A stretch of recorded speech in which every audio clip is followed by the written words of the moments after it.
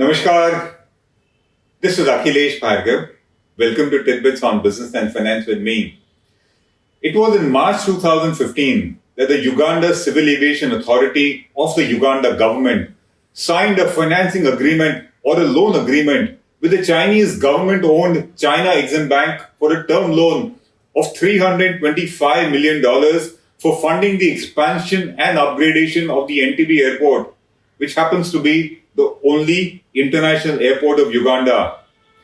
Of that loan amount of $325 million, a sum of $200 million was released by the Chinese bank for funding phase 1 of the project, after the completion of which it was to provide the balance loan of $125 million towards phase 2 of the project. This was not the first time that Uganda took a loan from the Chinese Exim Bank.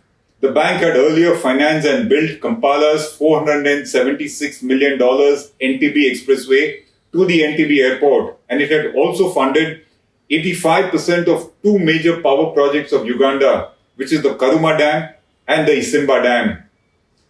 The loan for expansion of the Entebbe Airport was at an interest rate of 2%. It had a 20-year maturity or repayment period, and it also included a 7-year grace period. On the surface of it, these terms of lending by the Chinese bank looked reasonable, but the devil this time lay in the non-financial terms of the loan agreement, which included, according to us, several one-sided toxic clauses in favor of the Chinese lender meant to trap the unsuspecting borrower. These murky and usurious lending clauses in the secretive financing agreement between the borrower, which is the Uganda Civil Aviation Authority, and the Chinese lender, which is the Chinese Exim Bank, included some interesting items. The first one, even though the financing of the loan agreement was agreed to be governed by the laws of Uganda, however, all possible disputes between the borrower and the lender were subject to exclusive arbitration at China, and in case the mutual arbitration efforts between the two, which is between the lender and the borrower, failed, then only Beijing's contention or stand would be legal, valid, final, and binding on the Ugandan borrower without any further appeal or recourse. In other words, China was the player as well as the sole umpire in this deal. The second one, Uganda waived its rights of sovereign immunity under the agreement, such that in case of any default under the loan by it, the sovereign assets of Uganda mortgaged by it, which is the Entebbe International Airport, would be taken over by China without any further recourse or appeal by Uganda to any international arbitration, international dispute settlement, or any such courts or forums. Under the agreement, the lender, which is the China Exim Bank, could thus take over the possession of Ugandan assets without any international arbitration or interference whatsoever. The terms of the loan were clearly murky. They were couched in muscular and sophisticated contracts, according to us, in favor of the Chinese lender only. They eroded the national sovereignty of Uganda and thus its national assets too, in order to facilitate what was clearly a one-sided and usurious takeover of assets by the Chinese lender, by the Chinese government in turn. The third one was that upon the disbursement of the loan, all funds and receipts of the Entebbe Airport were routed into an escrow account solely controlled by China, and it had the undisputed right to approve or block any payments that it might arbitrarily choose to do so.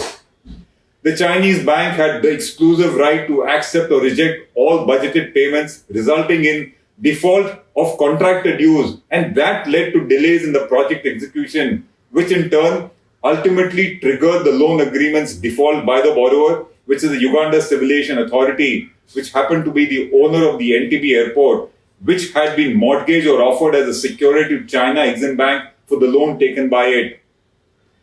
The fourth one, when these onerous and usurious lending terms triggered a default by the Ugandan borrower, it sought to restructure and renegotiate the terms of the loan, which the Chinese lender refused to do so, saying that any renegotiation would set a bad precedent and that it saw no reason to warrant any restructuring, amendment, or renegotiation of the agreement.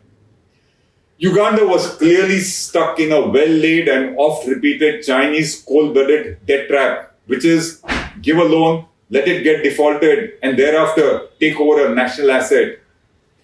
This possible takeover of the Entebbe Airport by China comes as no surprise. There are numerous instances of such debt trap diplomacy of China in Africa, where it is reported to have invested about $150 billion in such a manner. In September 2018, Zambia lost the Kenneth Kwanda International Airport at Lusaka to China in a similar situation of a loan and a debt default under a financing agreement. And China later similarly took control of the Zambia State National Broadcasting Company, which is the ZNBC, again on account of a loan default. Back home, China took over the Hambantota port in Sri Lanka in December 2019 for its failure to repay the $1.12 billion invested by Chinese lenders in the Sri Lankan port, which happens to be located just a few hundred kilometers from India's shoreline. This takeover of the Hambantota port by China in Sri Lanka certainly is a security threat to India. Yet another shocking instance of China's murky and muscular debt trap diplomacy was its funding of the $5.9 billion railway project connecting China with its poor neighbor Laos. It was China that pushed for the unviable rail project with Laos, and that Laos could actually ill afford. And this project, incidentally, is mostly owned by Chinese companies. The impoverished nation did not even have its promoter margin funding, and it was given a loan of $480 million by the Chinese Exim Bank towards its margin in the project. And this loan of $480 million was paid by Laos through the sale proceeds of potash mined in Laos. The dubious issue here is that even though the unviable China-Laos railway line is mostly owned by Chinese companies, yet the ultimate responsibility to repay the debt to Chinese lenders and contractors was thrust on a hapless Laos. The project is owned mostly by Chinese companies, but the entire debt stands guaranteed and it is the responsibility of Laos to repay it. Laos expectedly defaulted on the loan repayments, leading to the credit rating of Laos being downgraded to junk status. The latest news is that Laos got bankrupted due to this project, which has only benefited Chinese lenders and contractors. Due to this loan default which Laos was tricked into, it was compelled to sell its prized asset, which is the Laos National Power Grid infrastructure, to Chinese lenders for just $600 million, securing just about temporary relief from the coercive recovery tactics of the Chinese lenders. The irony of it all is that while such forced recovery is being done by China from Laos, this blighted rail project is yet to begin operations, and Laos has been saddled with a massive debt which primarily benefits China only. We find it extremely surprising that while the project is mostly owned by Chinese companies, Laos is responsible for the debt, and that even before the project is ready, the entire debt is sought to be repaid by Laos. The fact is that China has relentlessly pursued its debt trap diplomacy, and it has become the world's biggest such lender. BBC says that over an 18-year period ending 2020, China is reported to have provided $843 billion of infrastructure loans to 13,427 projects in 165 countries, which is more than double of such investments made by USA and other powers. These investments are not on concessional terms, they are on pure commercial considerations, of course, with a very different agenda. China overpowers unsuspecting and gullible borrowers with high risk, high interest and onerous loans to increase its leverage over such small and hapless nations, ensuring that the excessive dubious credit gets it huge economic and political concessions from nations like Zambia, Uganda, etc., caught in its vicious debt trap. Its murky conditions of lending are not made public. They are often one-sided, and they also provide that the loans given will be exclusively used only to source materials from China and to pay Chinese contractors only. The Chinese lenders also demand very unusual and excessive collaterals, which generally include the cash earnings of the borrower nation from natural resources. In the case of Laos, Potash sales were used to repay a part of the loan. In the case of Venezuela, the sale proceeds of oil were routed into an escrow account exclusively and only controlled by the Chinese lenders, and that money was then used by it in order to repay their loans. The Harvard Business Review says that these loans are on onerous terms similar to private lending, and they are not at all concessional.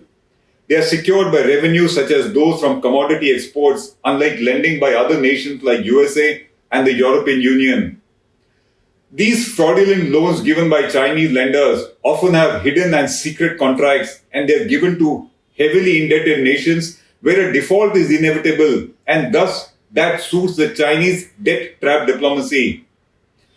It is certainly a threat to India, where China has been giving such loans to neighboring nations like Myanmar, Bangladesh, as well as Sri Lanka, hoping that loan defaults will get at prized assets, which can become a security threat to India, as in the case of takeover of the Hambantota port in Sri Lanka by China on account of non-repayment of the amount invested in it by Chinese lenders. The fact of the matter is that today, China perhaps has the biggest such kind of an investable surplus available in the world, and it is going to continue to use it for furthering and pursuing its interests for its very own diplomatic and political reasons. This is Akhilesh Bhargav signing off till we meet again. Namaskar.